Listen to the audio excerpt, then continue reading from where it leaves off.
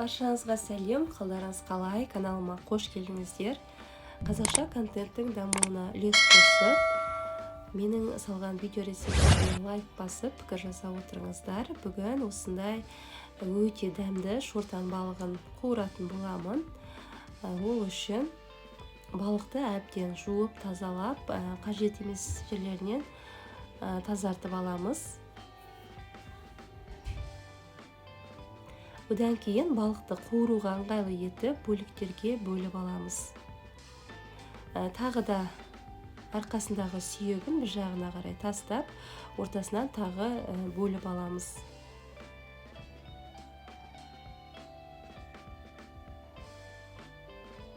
Балықтың дәмін тұз келтіретін болғандықтан, оған тұзды сеуіп, әр бөлігіне тұзды жағып шығамыз.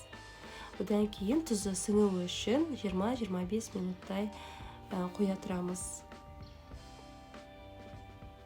Балықты қиярға араластырып қуыратын боламыз. Ол үшін 4-5 ас қасық ұнға жарты шай кесе салқын су, бір жұмыртқа, тұз, бұрышты сеуіп араластырып аламыз.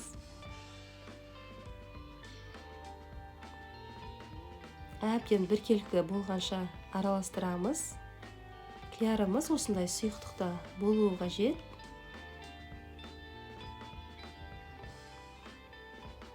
Енді табамызға сұйық майды құйып, қатты қыздырып аламыз. Басында майды қатты қыздырып алғаннан кейін орташа отқа қойып пісіретін боламыз. Себебі балығымыз сырты күйіп, іші піспей қалуы мүмкін. Енді балықты қиярға малып, осындай бойындағы артық сұйықтықты 1-2 рет сілкіп алып, майға салып қуыратын боламыз.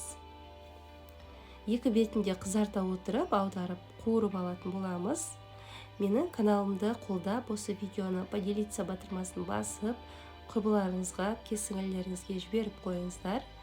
Және каналға тіркеліп қойыңыздар. Сонда менің видеом сізге түсіп тұратын болады.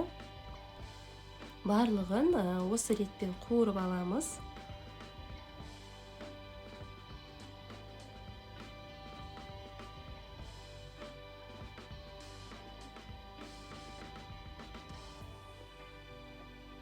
Міне балығымыз қып-қызыл болып, қуырылып дайын болды. Бетіне қалауызша пияз турап ұсынсаңыз болады.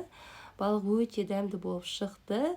Сіздер де осы әдіспен дайындап көріңіздер. Видео ұнаса лайк басып, маған кері байланыс білдіріп, комментарий бөлімінде пікір жаза отырыңыздар. Және каналға тіркелуді ұмытпаңыздар.